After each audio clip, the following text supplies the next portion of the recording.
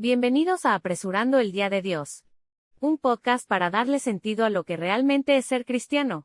La razón por la que fuimos llamados de la oscuridad a la maravillosa luz de Dios es para proclamar, para anunciar su bondad a un mundo secuestrado por el diablo. No podemos permitirnos distraernos de la directiva de Dios.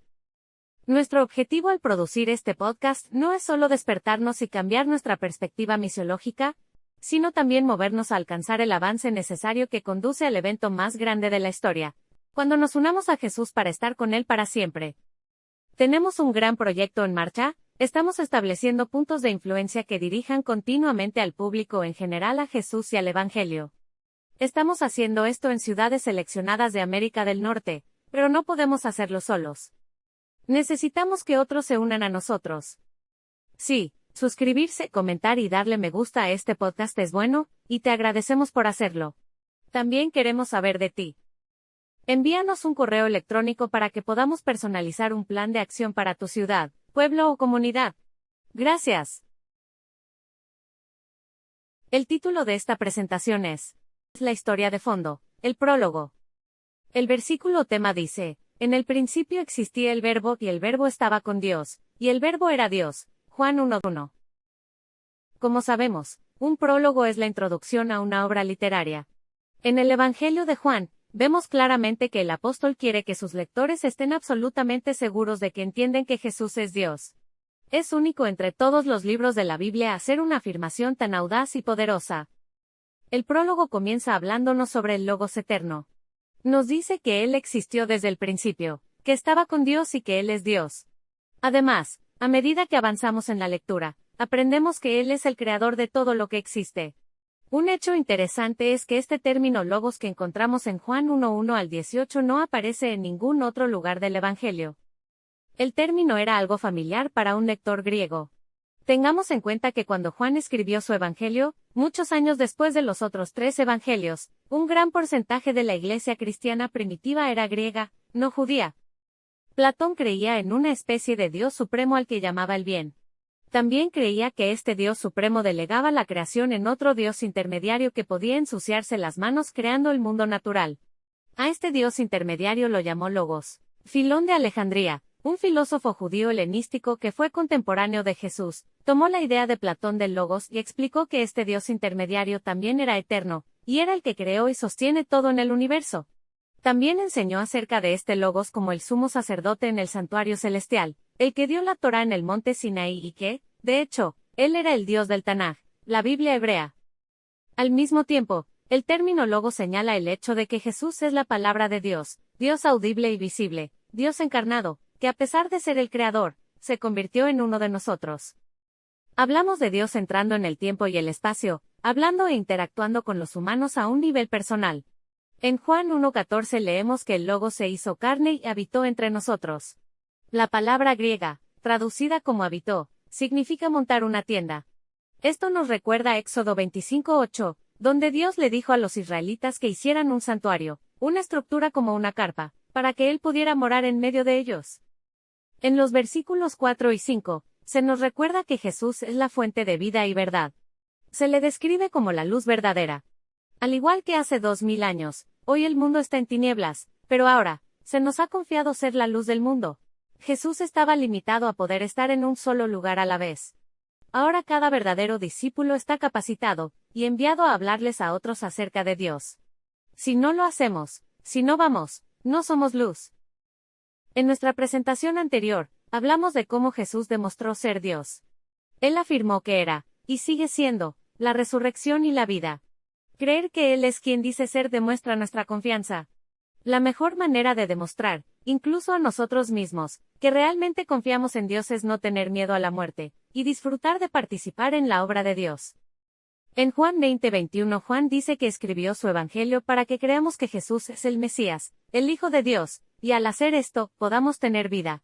Esto coincide perfectamente con lo que leemos en el capítulo 1. En Juan 1:12 y 13, Juan nos recuerda que todos los que reciben a Jesús como su Salvador se convierten en hijos de Dios. Esto sucede al creer en su nombre. En otras palabras, al confiar en su carácter.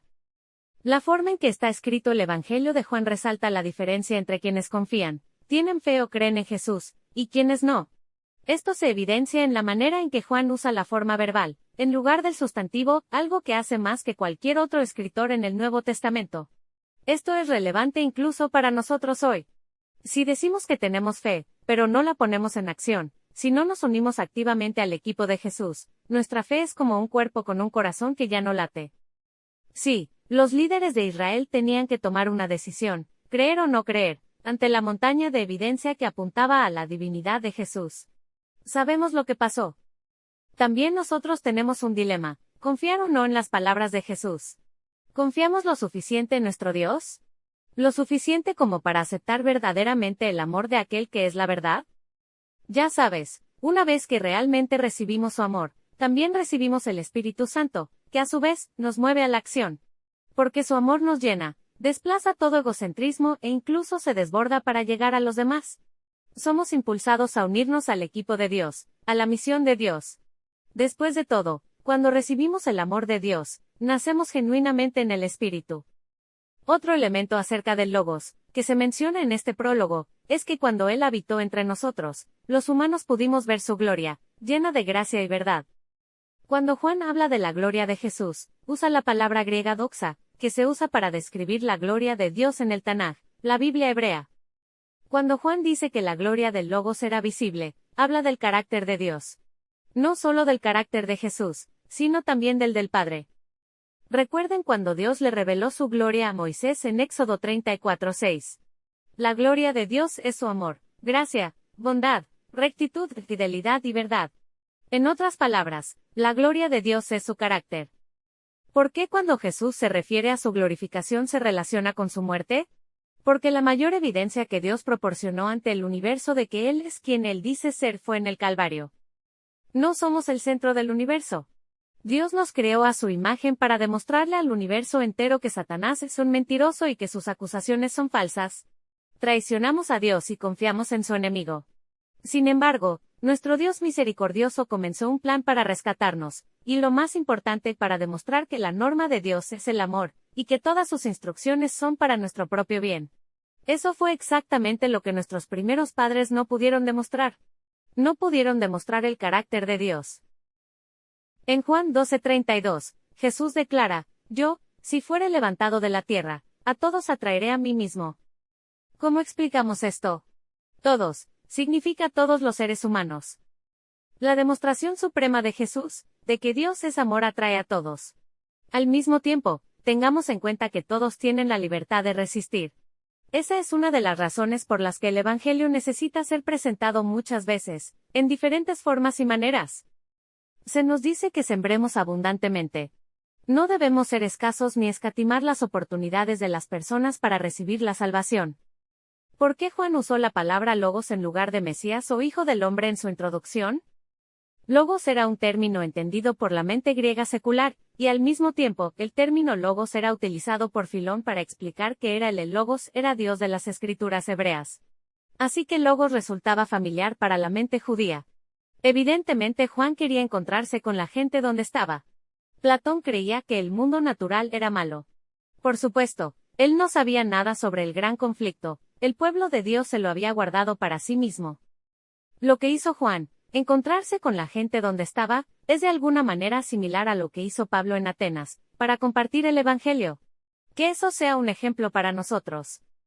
Queremos invitarte una vez más, a que te unas a nosotros, para producir millones de oportunidades para el Espíritu Santo. Envíanos un correo electrónico. Dejemos de retrasar el regreso de Jesús.